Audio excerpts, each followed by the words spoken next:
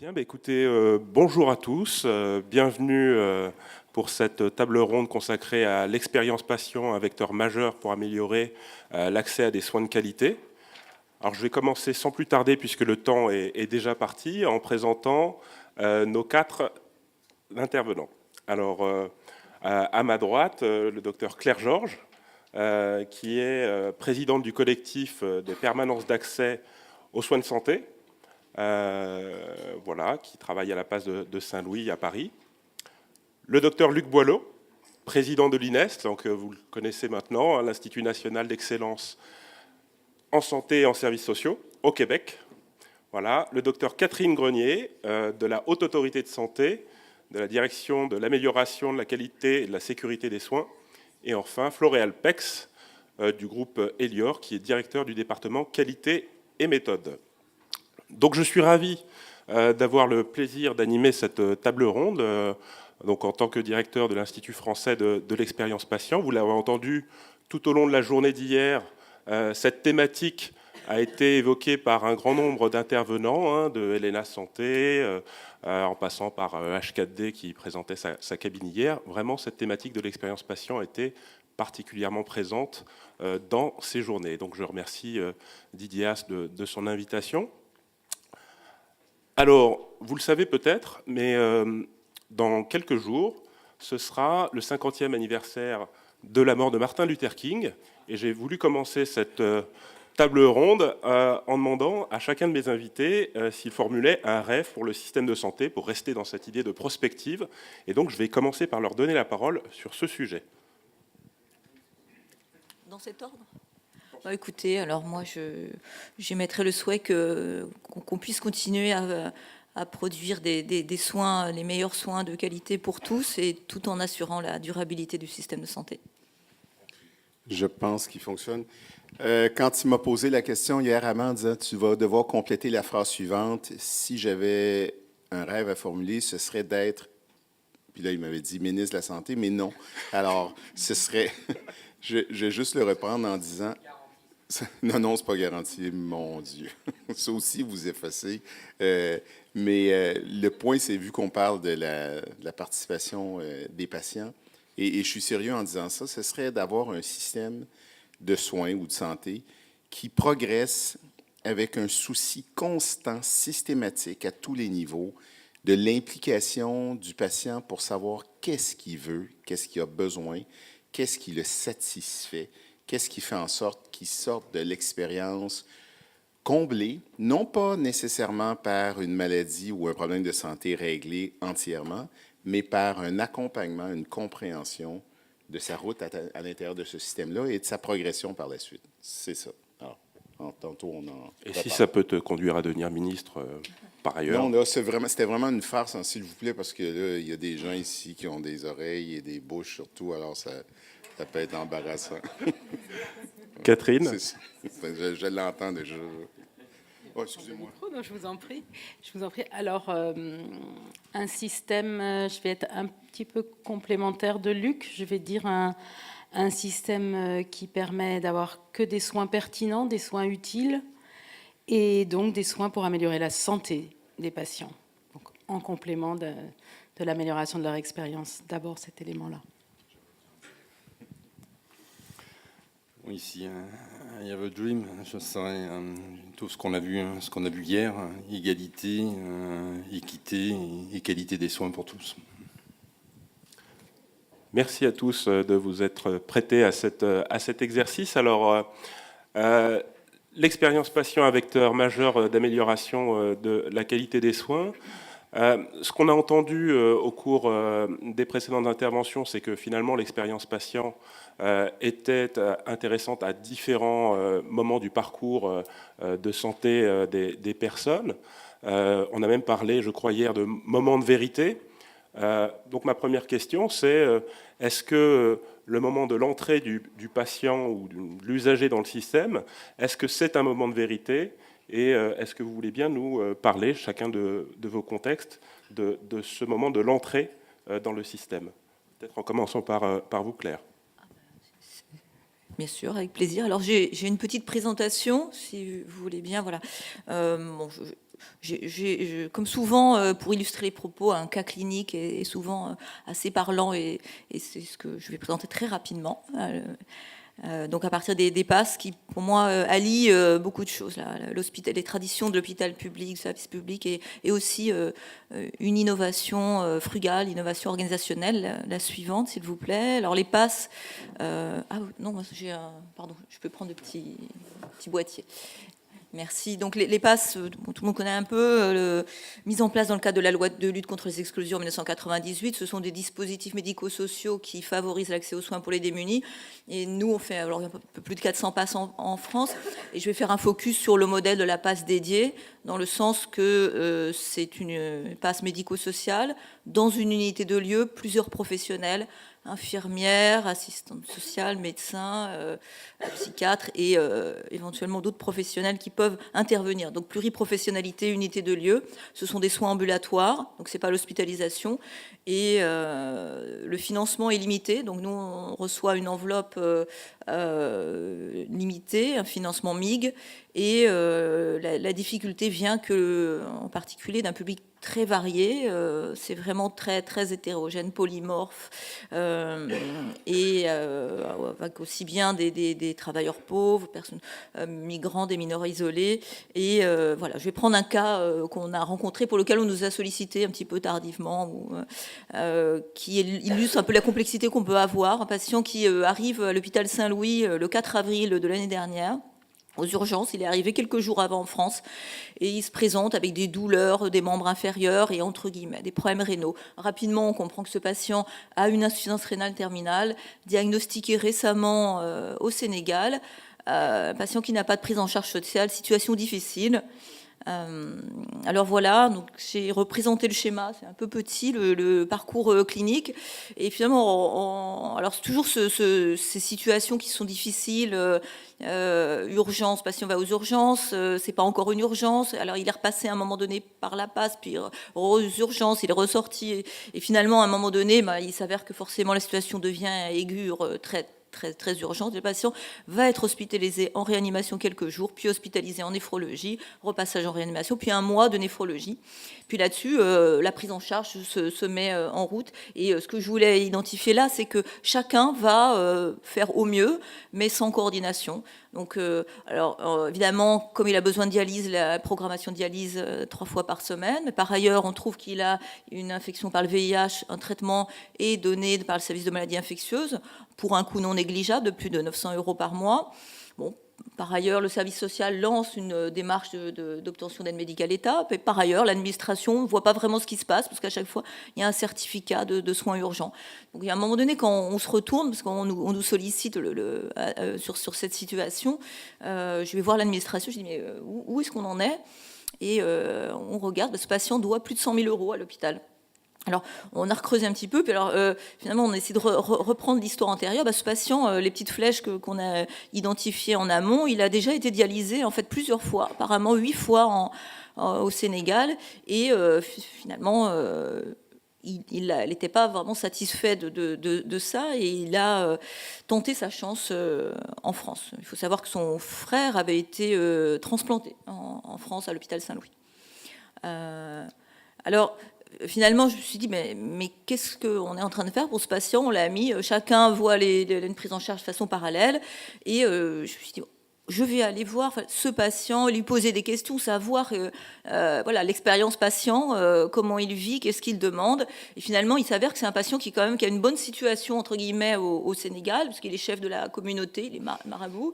Donc il avait une vie où il était bien intégré, une position sociale assez élevé, alors qu'en France, il est hébergé dans des conditions vraiment très désagréables, hein, parce qu'il est hébergé dans un salon, il dort par terre, dit-il, à côté de la télé, qui marche jour et nuit, tout le monde se relaie, il est très fatigué, il n'en peut plus.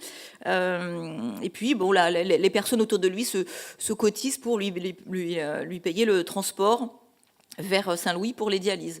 Et puis finalement, quand on demande au patient, mais qu'est-ce qu'il souhaite? Il souhaite être greffé. Il pensait qu'en fait, il viendrait, il serait greffé, puis le problème serait réglé, il repartirait. Alors, quand on lui explique que, vu son âge, ses comorbidités, etc., ça ne serait pas possible, il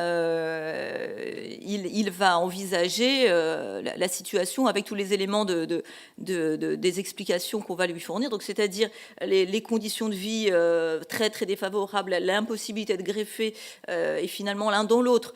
Le lien qu'on a mis en place avec la délégation des relations internationales qui nous a permis d'assurer le fait que sur place, il pouvait avoir des soins gratuits. C'est-à-dire que le collègue Dr Niang, qui est à la fois interniste et néphrologue, nous a assuré qu'au Sénégal, on a le traitement du VIH, enfin le traitement est remis gratuitement par le gouvernement. Donc finalement, le patient a eu les éléments pour prendre sa décision et il a fait le choix de repartir au Sénégal où il a pu avoir la suite de ses soins. Alors, ce que j'ai voulu illustrer dans cette situation un petit peu extrême, parce que la migration, c'est simplement un élément de complexité supplémentaire, mais finalement, on se rend compte que pour tout un chacun, le risque d'une approche fragmentée, ça ne respecte pas ni l'intérêt des patients, ni finalement les autres intérêts. Et c'est vrai que je voulais mettre en perspective cette approche non coordonnée où chaque rationalité est compréhensible, une approche technique, bien sûr, tout à fait satisfaisante, mais finalement, qu'en est-il de la personne, des conditions de vie, de la mise en perspective de la demande du patient avec la possibilité d'y répondre, et puis de ces questions de capacité, la capacité réelle de pouvoir avoir accès aux soins dans le déplacement, dans tout ce qui va avec. Puis finalement, très rapidement, l'impact sur les professionnels de santé, et puis les coûts générés par ce type de prise en charge fragmentée. Avec l'idée de ce schéma qui associerait l'approche du soin qu'il y a en passe, mais pas que en passe, mais qui repose sur l'approche pluriprofessionnelle et qui intègre la dimension de l'expérience patient et qui permet certainement d'éviter de creuser cette faille qui existe entre les valeurs du soin, les valeurs hospitalières et les contraintes économiques, et avec l'idée que justement on peut réunir, concilier des valeurs qui apparaissent pour beaucoup inconciliables et qui permettent à la fois de respecter le meilleur intérêt du patient avec un traitement personnalisé, le meilleur intérêt des professionnels, on pourra en discuter, et puis aussi des questions plus collectives d'éviter des dépenses. Et puis donc, pour dire que finalement, on est en cohérence avec les propositions de l'OMS qui identifient que si les systèmes évoluent de façon fragmentée, ils deviendront inefficients et fragiles. Et pour nous, la proposition, c'est que ce sont des unités de pratique intégrées qui correspondent aux propositions de Michael Porter et une innovation frugale centrée sur l'expérience du patient. Merci beaucoup, Claire. Finalement, c'est pas mal de commencer par un cas très pratique sur en quoi un modèle d'organisation qui aujourd'hui est plutôt dessiné pour des personnes vulnérables qui sont dans des parcours, on va dire, plutôt compliqués pour certains d'entre eux. Mais on reviendra ensuite sur la question de l'ensemble des patients qui peuvent être peut-être pris en charge par des parcours dont les caractéristiques sont ceux du modèle organisationnel dépassent. Vous nous direz votre point de vue là-dessus tout à l'heure. Je donne la parole maintenant à Catherine Grenier de la Haute Autorité de Santé. Merci beaucoup, Ama. Merci pour ce retour d'expérience fort intéressant de Claire. Moi, je voudrais dire que on a bien vu ici l'enjeu de l'expérience patient, et je voudrais dire que c'est vraiment une dimension importante de l'évaluation de la qualité du service rendu aux patients. C'est une dimension, bien sûr, pour l'amélioration, mais ce n'est pas la seule. Elle se réfléchit dans un cadre général où il y a d'autres dimensions que l'expérience patient à prendre en compte, et je ne voudrais pas qu'au titre de l'expérience patient, on oublie l'enjeu du résultat clinique. C'est vraiment, les éléments sont à associer. Alors peut-être plus généralement, je voudrais revenir sur ce qu'est l'expérience patient dans le cadre général de l'implication des patients, de la démocratie sanitaire ou encore de l'engagement des patients et des usagers pour leur santé. Et je pense que c'est important de savoir ce qu'on peut faire aujourd'hui en France pour renforcer cet engagement des patients. Je choisis le terme engagement comme on l'a choisi à la Haute Autorité. C'est une des traditions de l'empowerment anglo-saxon. Donc l'idée, c'est de... On a développé la démocratie sanitaire maintenant depuis une quinzaine d'années. On a fait beaucoup de choses à ce titre-là. Mais je pense que ce qui a été le plus développé, c'est la représentation, la défense des droits. C'est ce positionnement des usagers dans le système. À titre d'exemple, la HAS a donné le statut d'expert aux usagers pour leur permettre de s'impliquer dans nos commissions et dans nos groupes de travail, dans le cadre d'un premier cadre de coopération dès 2006. Ça a été renforcé en 2013. Et peut-être le symbole le plus important de cette démocratie, c'est l'instauration des commissions des usagers dans les établissements par un article de la loi de janvier 2016 qui a été mis en application rapidement. Alors aujourd'hui, à la Haute Autorité, on renforce, je dirais, tous les jours cette place des usagers qui sont dans tous les groupes de travail. Ils représentent un quart de nos experts dans le cadre de la commission de certification des établissements de santé. On attend leur contribution dans l'évaluation des médicaments ou des dispositifs médicamenteux pour l'efficacité. Voilà, on a fait beaucoup de choses sur cette prise en compte et cette intégration des patients. Je pense qu'aujourd'hui, il y a un enjeu de renforcer l'implication des patients au sens de leur implication individuelle notamment, en leur donnant la capacité d'être des acteurs de leur prise en charge et de la qualité des soins. Et pour ça, on a un certain nombre d'outils qui existent déjà, mais qui nécessitent d'aller plus loin. On a des outils d'information, on a des programmes d'éducation thérapeutique, on a des programmes d'éducation pour la santé, de nombreuses choses. Et on a commencé à travailler sur la décision médicale partagée. La décision médicale partagée, c'est aller plus loin que l'information sur le système, l'information sur la maladie. C'est donner la possibilité aux patients d'avoir les éléments pour discuter dans un dialogue équilibré avec le soignant dans le cadre de sa prise en charge pour véritablement participer à la décision qui l'intéresse. Je pense que c'est un enjeu extrêmement fort et à la Haute Autorité de Santé, avec notre collège et notamment Christian Saout, nous avons bien l'intention de renforcer ces aspects-là, mais nous avons également l'intention de renforcer l'intégration du point de vue des patients dans l'ensemble des travaux de la Haute Autorité de Santé.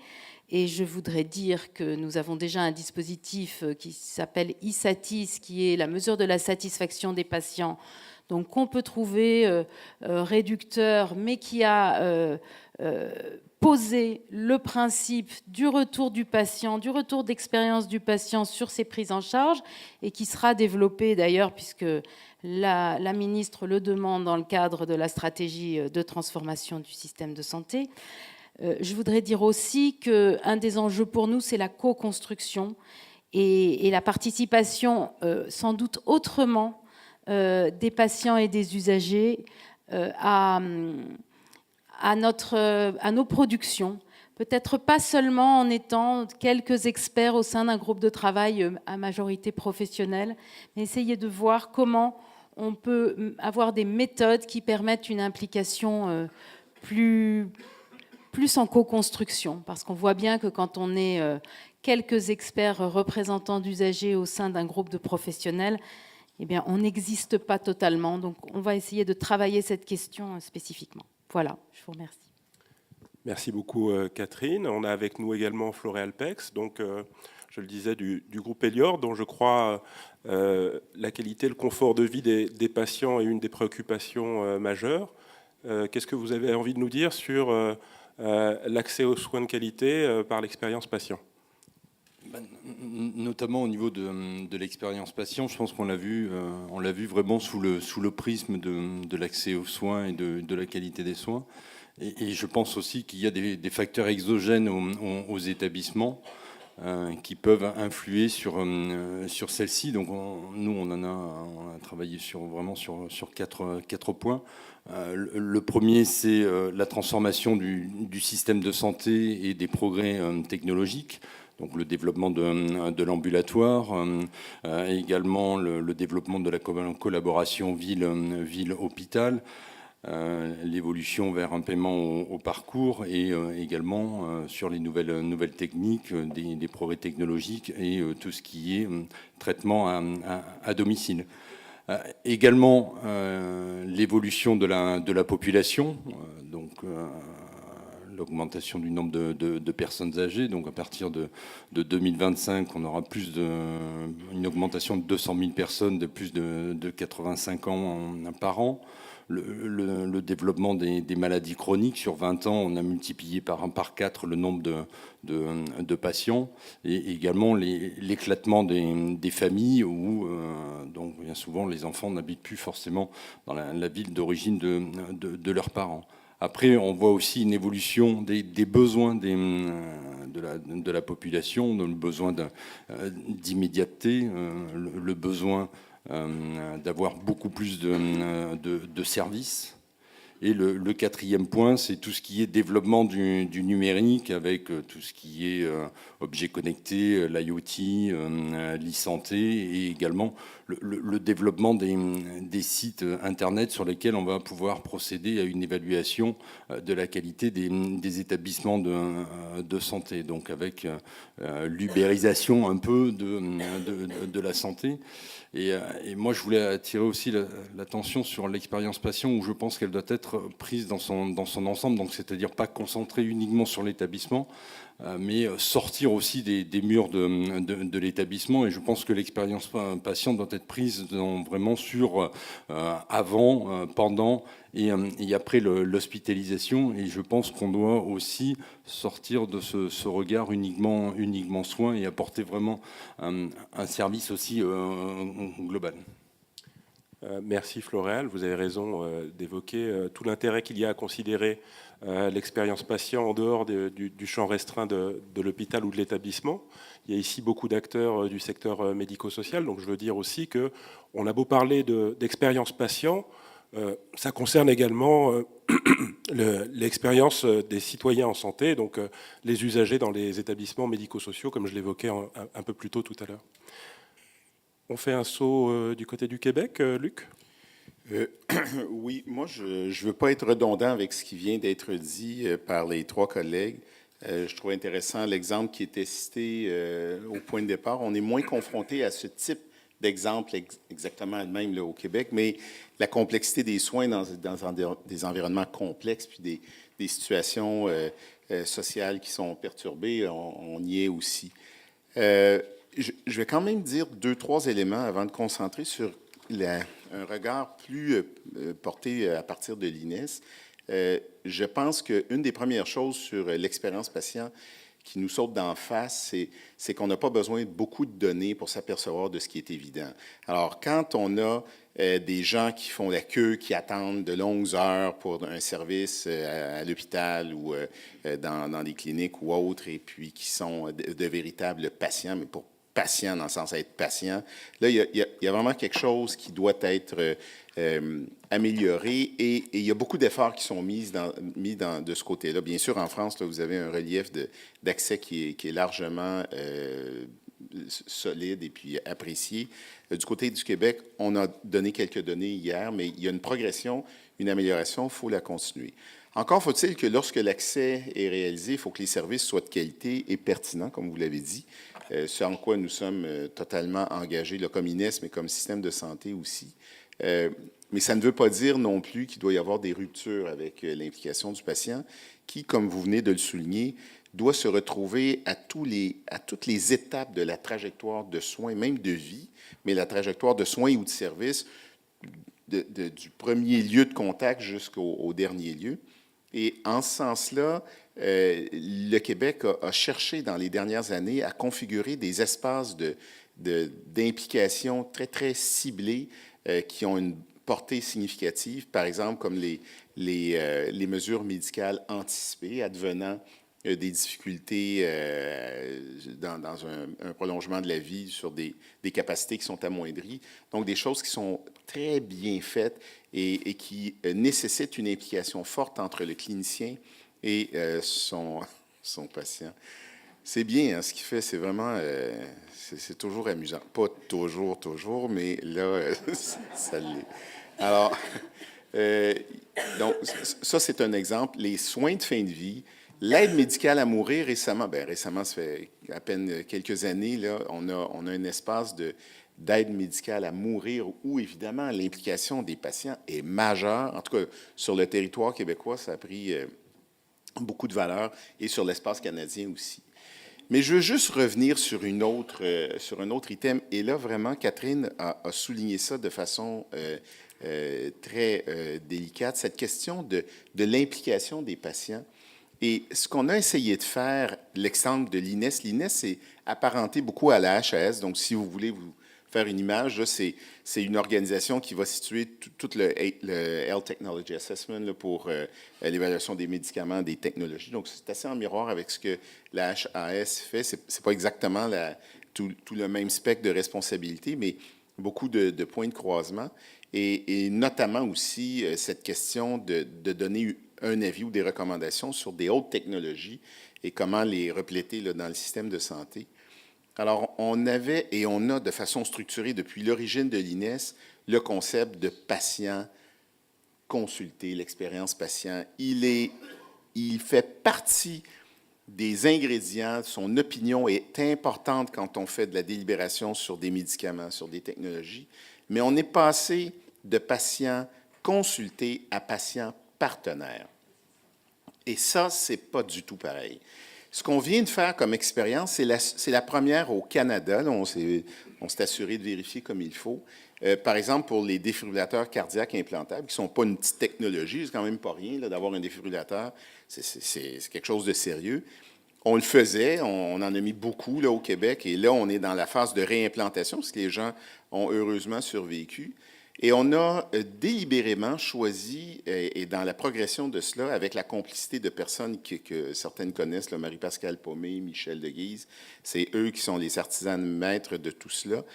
Ils ont choisi de créer un espace pour une véritable participation des patients et ils l'ont intégré entièrement au processus délibératif que nous avons. Donc, par exemple, à la HAS, lorsqu'ils délibèrent sur une nouvelle technologie, le CAR T-cell, n'importe quoi, ils vont avoir des experts qui vont délibérer avec un soutien méthodologique important, revue de littérature à regarder et faire des recommandations à la ministre ou au système de santé sur l'acquisition ou la répartition de ces technologies-là ou les conditions associées, avec des implications de l'opinion des patients. Là, j'exagère peut-être là, sur le signal, mais l'INES faisait la même chose. Maintenant, ça a été de prendre des patients et de les mettre autour de la table avec les chirurgiens cardiaques, les internistes, les ci, les ça, et on délibère sur quelles sont les conditions qui font en sorte qu'on accepte un défibrillateur cardiaque implantable. Et ça a changé la donne, littéralement. Ça a été compliqué de sélectionner les patients. Vous me direz qu'il y avait un biais de sélection, peut-être parce que plusieurs cliniciens ne voulaient pas partager le nom des patients, mais on a réussi à en trouver 11. On a véritablement fait ça. Et ça a changé, et pour les cliniciens autour, ça a été une révélation d'avoir les patients qui parlent, un instant, mais ce n'est pas exactement comme ça. Nous, notre vécu sur les chocs ou sur la façon dont vous nous abordez, avec nos proches, etc., devrait plutôt être fait comme ça.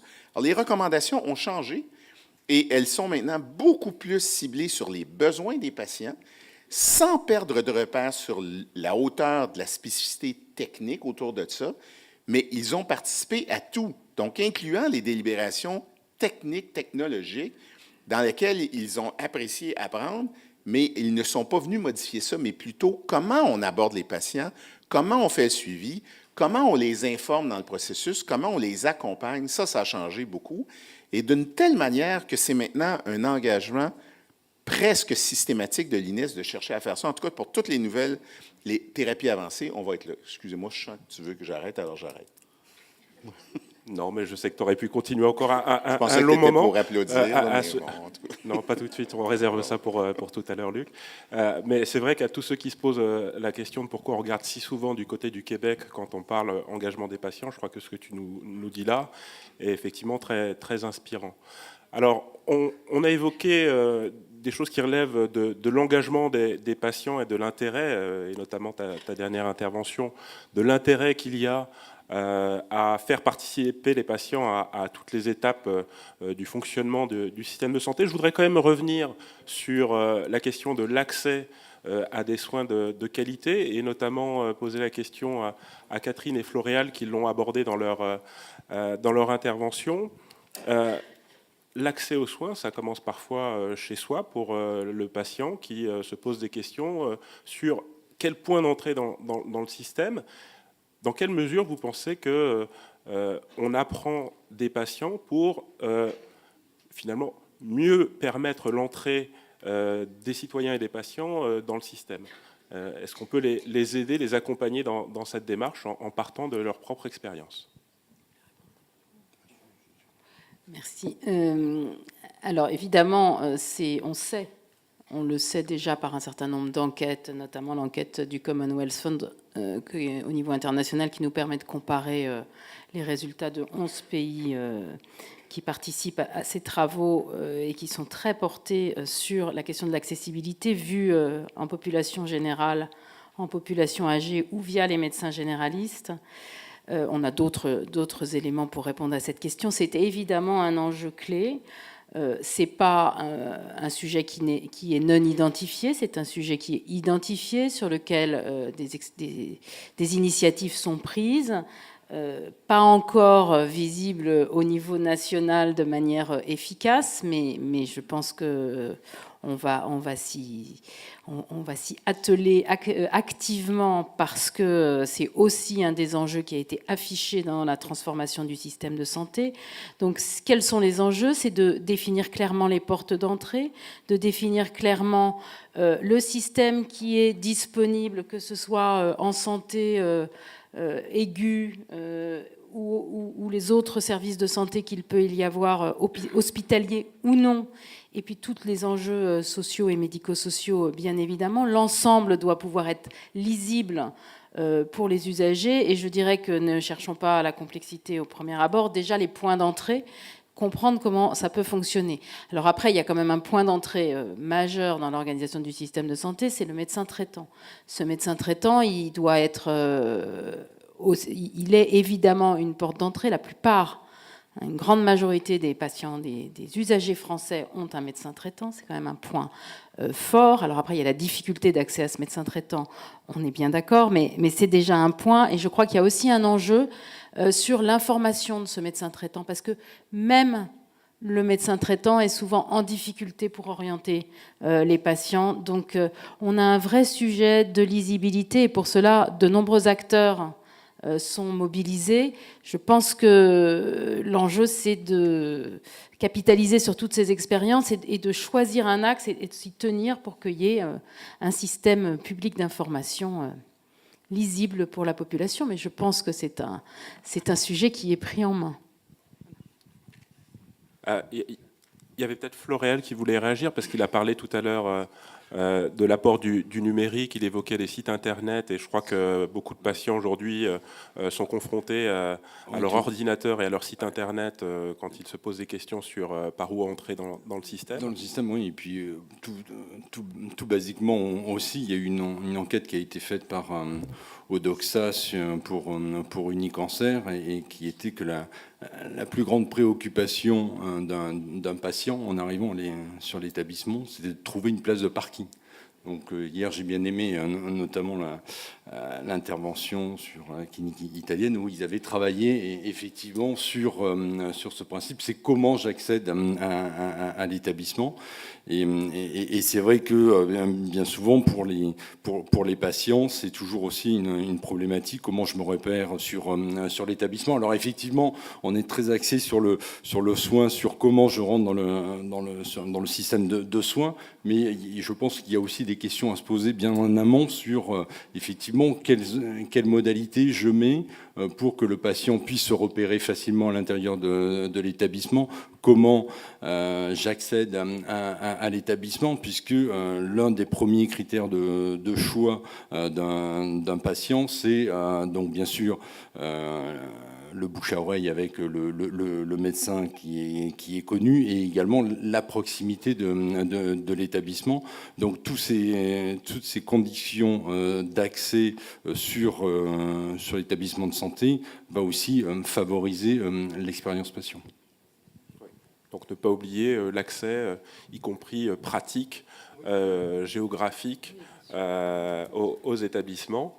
On n'oublie pas de faire parler la salle. Je voudrais juste demander à Claire, qui nous a présenté son modèle d'organisation, alors dont je disais tout à l'heure qu'il est dédié aujourd'hui plutôt en priorité aux personnes vulnérables, mais en quelques mots et brièvement, parce que le temps passe, en quoi ce modèle d'organisation pourrait être mis à l'échelle pour prendre en charge plus de patients, les patients lambda, comme je les appelle. Oui, alors je vais essayer de répondre rapidement. C'est vrai que vulnérabilité, précarité, mais c'est vrai qu'au-delà de ça, ce qui est un point commun, c'est la complexité. Et c'est en ça que nous on pense que c'est un modèle duplicable. Et après, en effet, la question qui serait peut-être des tutelles, c'est la question de la scalabilité. Hein. C'est vrai qu'en effet, ce qui marche aussi, c'est que c'est une petite équipe, donc voilà, c'est aussi ce qui fait que c'est à échelle humaine.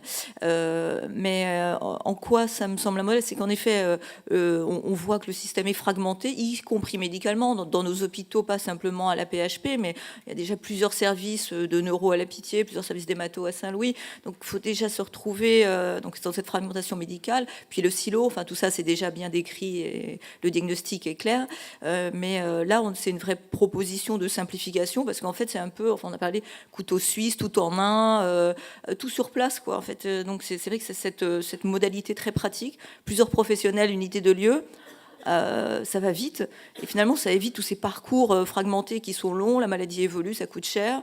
Là, voilà, c'est un peu tout en un. Et puis c'est aussi cette fonctionnalité qui est souhaitée, en particulier par Didier Tabuteau, d'un GPS sanitaire. C'est vrai que c'est une plaque tournante. C'est vrai que c'est à la fois super simple. C'est pour ça, moi, j'évoque ça comme une innovation frugale, parce que enfin, d'un certain côté, ça paraît tellement basique, quoi. C'est des personnes, des professionnels de santé, et on compte sur leur autonomie, leur capacité à trouver des solutions. Et c'est là où aussi, moi, je trouve que c'est enthousiasmant et c'est porteur d'espoir, parce que ça marche vraiment très bien. Alors c'est vrai que c'est quelque part comme un petit retournement. On discutait, voilà, comment faire changer les choses, comment faire bouger les professionnels. Mais en effet, en les impliquant, et c'est vrai que dans ces situations qui sont totalement hors cadre, eh bien, on est bien obligé de compter sur la performance de l'humain, hein, c'est-à-dire la capacité d'adaptation, la réflexion, il y a une dynamique d'équipe. Et la coordination, voilà, la coordination pluriprofessionnelle, la dynamique d'équipe. Également. Juste 2-3 clins d'œil rapides. Le premier, là, je vais vraiment prendre une posture québécoise. Le premier, c'est que ça fait longtemps que dans la formation médicale, la formation infirmière, bien sûr, et probablement bien avant, la formation de tous les professionnels, on insiste sur cette collaboration, sur ce souci d'aller chercher, bien sûr, une complicité avec le patient pour qu'il soit lui-même investi d'une capacité de choisir les étapes et les choix qu'il y a devant lui sur le plan thérapeutique et sur les autres volets. Est-ce que ça s'exerce de façon parfaite? Non, mais il y a un bon élan de formation qui est donné et qui est toujours renouvelé dans ce sens-là. Un. Deuxièmement, sur l'ensemble de la trajectoire, et là je reprends les signaux qui étaient donnés, ce qu'on a remarqué, c'est que c'est sur les points d'entrée ou de sortie. C'est-à-dire, c'est l'entrée dans le système, comment est-ce qu'elle se vit, parce qu'il y a de l'anxiété autour de ça, puis il y a une préparation souvent imparfaite du patient qui arrive avec ses préoccupations, qui est embarrassé par le peu de temps qu'il a, etc. Et les points de sortie pour s'assurer qu'il y a une continuité dans la trajectoire qui est faite, un bon transfert de connaissances, une bonne habilitation pour faire le suivi. Et on l'a remarqué au premier plan en cancérologie, en poussant beaucoup le concept de pivot, d'infirmière notamment pivot, qui accompagne le patient dans toute cette transition-là et qui l'écoute et qui veut valider avec lui l'expression de ses besoins et de sa propre vie. L'autre chose sur laquelle j'insisterais, c'est, et Anne-Marie ouvre la porte à partir de son repère HAS, mais de toute son expérience, ce que nous avons fait, ce que nous avons constaté, c'est qu'il y a beaucoup plus de littérature que nous le prévoyons sur l'expérience patient dans tous les domaines. Et lorsqu'on s'est mis à regarder ça de façon aussi systématique que la littérature médico-technique là, autour d'une instrumentation ou autre, c'est très riche. Ça ne veut pas dire que c'est complet, mais c'est très riche, d'une part. D'autre part, l'implication, pas juste de l'expérience patient. On prend le mot expérience, on enlève les dernières lettres, on met un T, ça fait le patient expert. Expert de la vie avec la maladie. Expert de cette route-là qu'ils possèdent eux autres. Puis même si les cliniciens, aussi proches soient-ils, sont très sensibles à ça pour plusieurs, il en demeure pas moins que le patient l'est. Si vous me demandez si c'est une expérience ou ce sont des expériences, parce qu'on a fait quelques autres qui sont prometteuses pour nous, pour moi au premier plan, mais pour nous collectivement, devrais-je dire pour l'équipe au premier plan, c'est un changement important qui redesign la progression de la délibération scientifico-patient. C'est intégré, ça se veut, c'est un choix que nous avons fait de l'intégrer, embedded dans nos pratiques, et on a bon espoir que ça va donner de bons résultats. Donc, pour répondre à votre question, on en est là. Donc de l'optimisme. Beaucoup, oui. Beaucoup, Merci. mais c'est pas simple. Voilà. D'accord. OK. Très bien. Bon, juste pour conclure cette table ronde, puisque le temps maintenant nous est compté, il y avait une question qui était posée sur le contact humain, et je pense que c'est important peut-être pour finir cette table ronde de revenir là-dessus.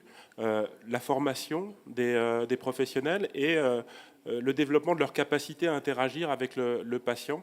Je crois que c'est là pour le coup une des attentes primaires des citoyens, des usagers. Je donne la parole à Catherine, parce que je vois que Luc ne veut pas lâcher le micro. Donc, Non, je le lâche, mais c'est juste que le micro prend un certain temps. Quand la ministre hier disait le projet de Montréal, l'approche de Montréal, c'était l'approche avec le patient partenaire. Et on a signé un contrat avec l'équipe de l'Université de Montréal et on a maintenant un expert patient partenaire dans la boîte. Et puis là, ça s'en va vers Catherine. Donc, merci.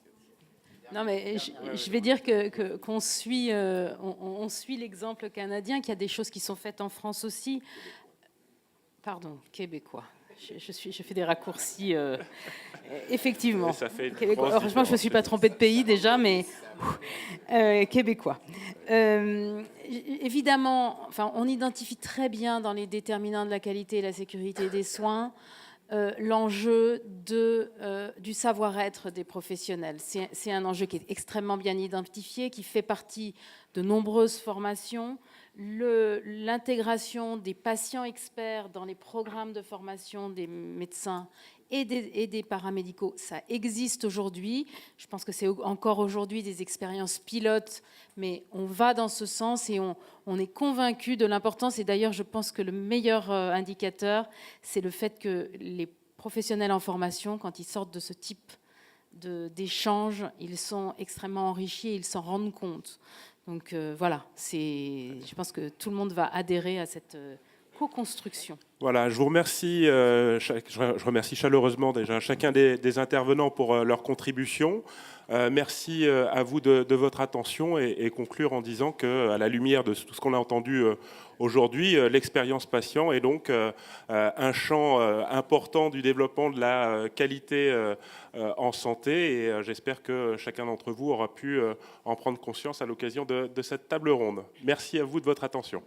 Merci. Merci Ama et longue vie à l'Institut français de l'expérience patient.